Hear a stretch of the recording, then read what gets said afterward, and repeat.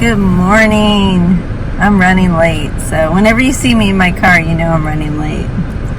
I've been a little exhausted.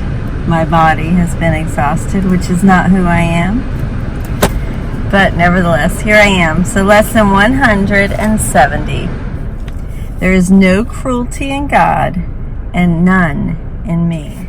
If you would like to close your eyes, I will read us a prayer.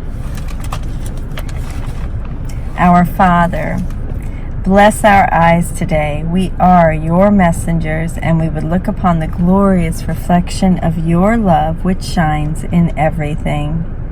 We live and move in you alone.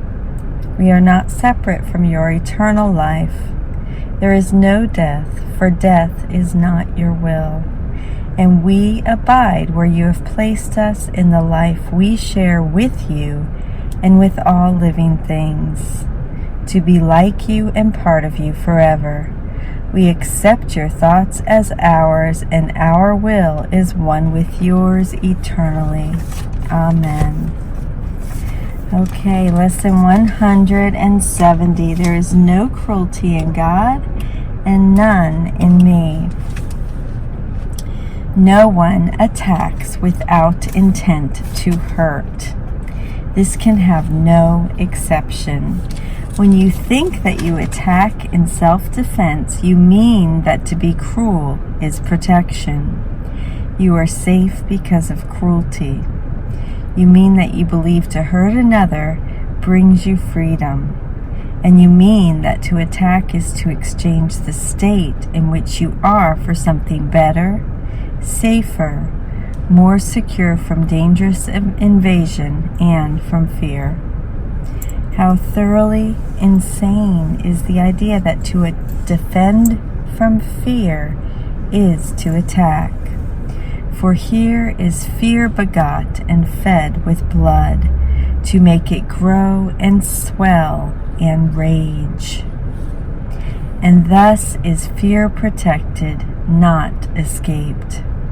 Today we learn a lesson which can save you more delay and needless misery than you can possibly imagine. It is this: you make what you defend against, and by your own defense against it, it is real and inescapable. Lay down your arms, and only then do you perceive it false. I'll repeat that again. You make what you defend against, and by your own defense against it, is it real and inescapable. Lay down your arms, and only then do you perceive it false. It seems to be the enemy without that you attack, yet your defense sets up an enemy within, an alien thought at war with you, depriving you of peace, splitting your mind into two camps, which seems wholly irreconcilable.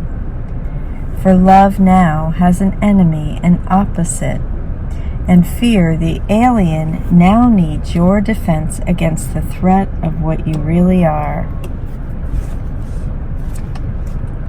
If you consider carefully the means by which your fancied self-defense proceeds on its imagined way, you will perceive the premises on which the idea stands.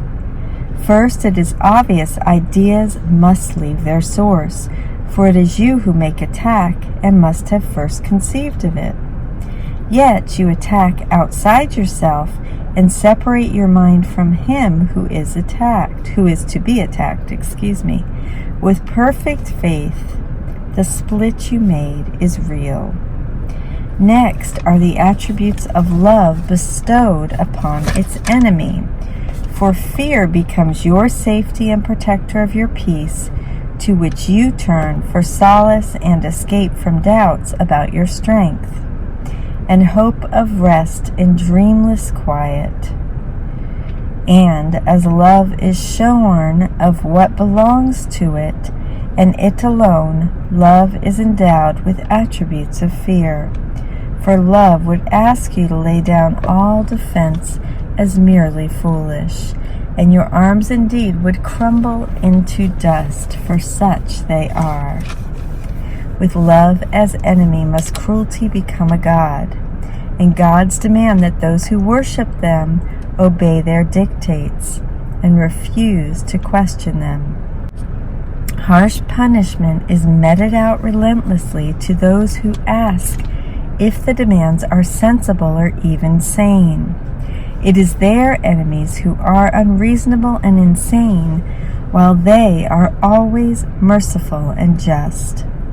Today we look upon this cruel God dispassionately, and we note that though his lips are smeared with blood and fire seems to flame from him, he is but made of stone. He can do nothing. We need not defy his power. He has none. And those who see in him their safety have no guardian, no strength to call upon in danger, and no mighty warrior to fight for them. This moment can be terrible, but it can also be the time of your release from abject slavery. You make a choice, standing before this idol, seeing him exactly as he is. Will you restore to love what you have sought to wrest from it and lay before this mindless piece of stone? So will you restore to love what you have sought to wrest from it and lay before this mindless piece of stone? Or will you make another idol to replace it? For the God of cruelty takes many forms. Another can be found. Yet do not think that fear is the escape from fear. Let us remember what the text has stressed about the obstacles to peace. The final one, the hardest to believe, is nothing, and a seeming obstacle with the appearance of a solid block, impenetrable, fearful, and beyond surmounting, is the fear of God himself. Here is the basic premise which enthrones the thought of fear as God. For fear is loved by those who worship it, and love appears to be invested now with cruelty. Where does the totally insane belief in gods of vengeance come from? Love has not confused its attributes with those of fear. Yet must the worshippers of fear perceive their own confusion in fear's enemy. Its cruelty is now a part of love, and what becomes more fearful than the heart of love itself? The blood appears to be upon his lips. The fire comes from him, and he is terrible above all else, cruel beyond conception, striking down all who acknowledge him to be their God. The choice you make today is certain, for you look for the last time upon this bit of carven stone you made, and call it God no longer. You have reached this place before, but you have chosen this cruel God remain with you in still another form.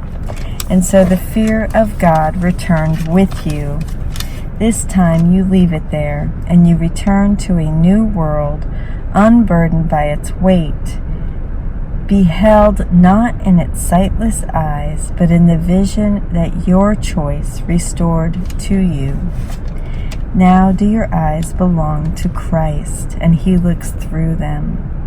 Now your voice belongs to God, and echoes his. And now your heart remains at peace forever. You have chosen him in place of idols, and your attributes given by your Creator are restored to you at last. The call for God is heard and answered. Now has fear made way for love, as God himself replaces cruelty. Father, we are like you. No cruelty abides in us, for there is none in you. Your peace is ours, and we bless the world with what we have received from you alone. We choose again and make our choice for all our brothers, knowing they are one with us. We bring them your salvation as we have received it now, and we give thanks for them who render us complete. In them we see your glory, and in them we find our peace. We choose again and make our choice for all our brothers, knowing they are one with us. We bring them your salvation as we have received it now, and we give thanks for them who render us complete. In them we see your glory, and in them we find our peace. Holy are we because your holiness has set us free, and we give thanks. Amen. Please join me in meditation. Thank you.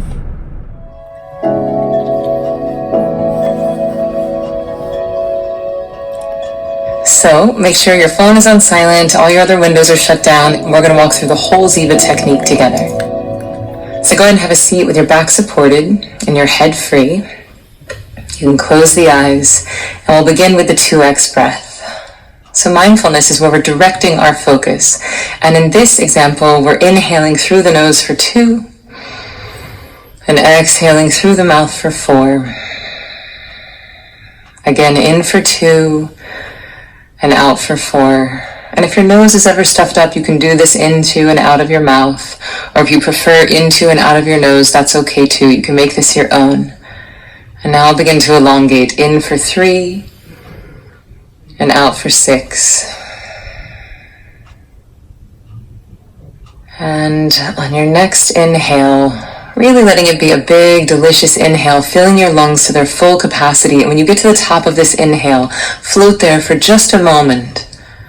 And then exhaling all the way to empty. And when you get to the bottom of that exhale, again, floating there just for a moment, noticing that space between. And now we'll inhale for 4. The biggest inhale we've taken all week. Floating there at the top for just a moment. And as we exhale for 8, allowing our lungs to collapse, allowing that breath to just fall out of the lungs. And on your next inhale, imagining this breath and energy coming in through the base of the spine. And as you fill your lungs, this breath and energy travels up your spine. And as you exhale, you send this breath and energy out into your life, into your dreams, into the life you want to create. Really good. And now you can soften the breath, just letting it be easy and natural. And we'll gently bring our awareness to our sense of hearing. So listening for all the sounds you can detect.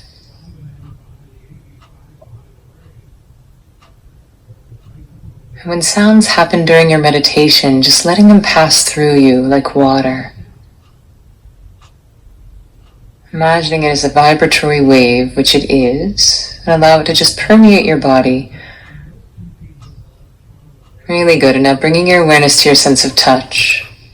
Noticing your bum in the chair, the breath as it enters and exits your nostrils, your clothes against your skin.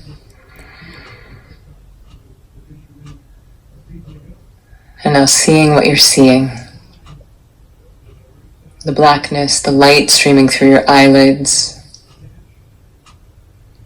Perhaps you see colors in your mind's eye. There's no right or wrong way. You're just bringing your awareness to your sense of sight. And now taste what you're tasting. Can you taste your toothpaste or your mouthwash? Is your mouth acidic or dry?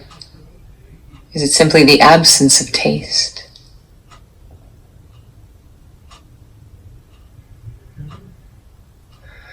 And now taking an inhale and really smell what you're smelling. What can you smell right now in this room, in this moment?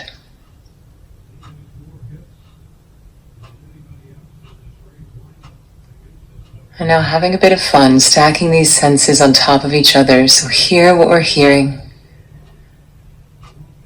Feel what we're feeling. See what we're seeing. Taste what we're tasting and smell what we're smelling. Noticing how many of your senses you can hold in your awareness at the same time, like we're pulling the lens back on our awareness.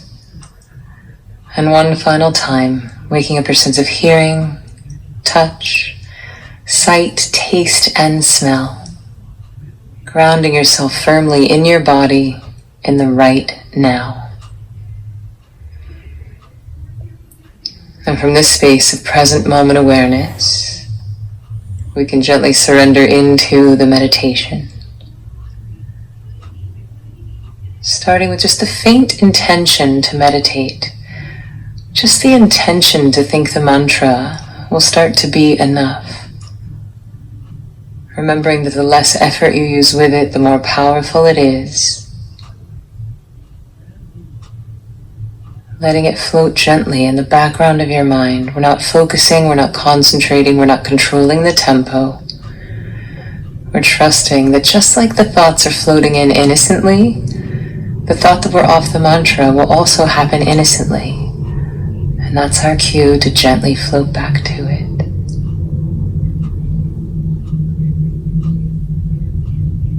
Giving yourself full permission to take it as it comes. Allowing this to be simple and innocent. And don't mind the time.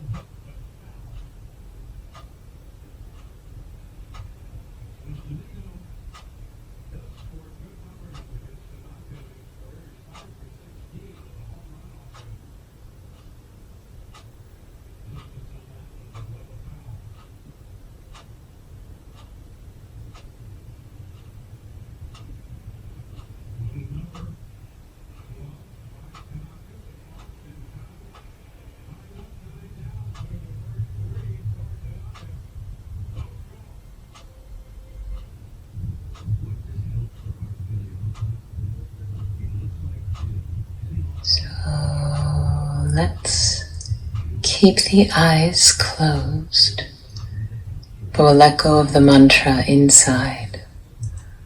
Like we're cutting the cord to an anchor, gently bringing our awareness into the body, into the right now. And we'll use this space between, this relaxed, least excited state of awareness, to start to imagine our dreams as if they are our current reality. So we'll move into the manifesting, and I invite you to think of one dream, one desire, one goal that really lights you up. Something that feels exciting to you.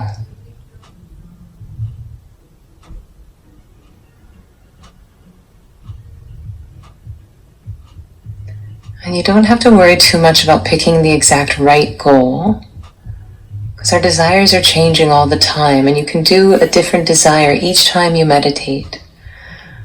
Which is what feels most charming, what feels most inspiring right now in this moment in time.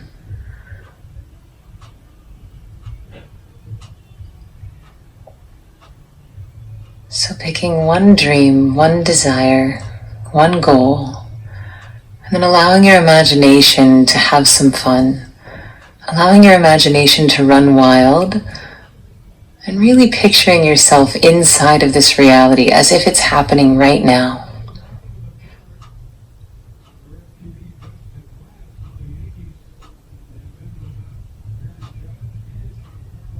And you can use your 5 senses as part of this. What does it look like, this reality? What does it sound like? More importantly, what does it feel like? What does it smell like? What does it taste like? But really get that feeling of this dream in your bones, in your cells.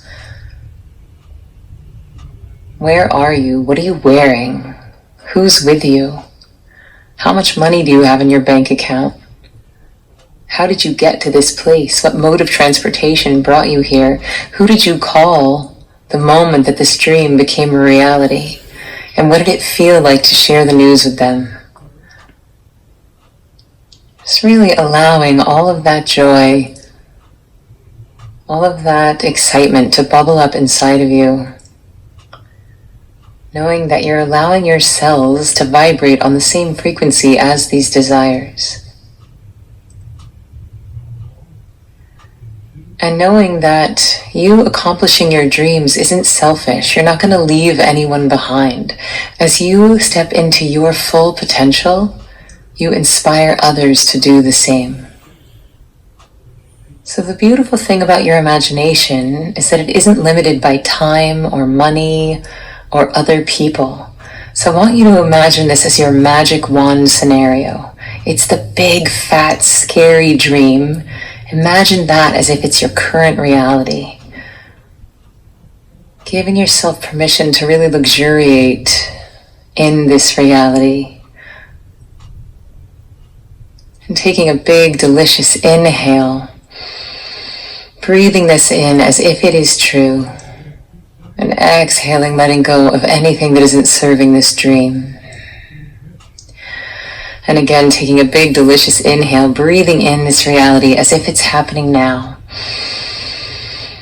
And exhaling. And just for fun, let your dream bring a big old smile to your face. The biggest, toothiest Julia Roberts grin you've ever had in your whole life. Breathe that smile into your whole body. Smile with your liver, and then exhale, letting go of anything that isn't serving you. Really good. And in your own time, whenever you're ready, we can start to slowly, gently open the eyes. There is no cruelty in God, and none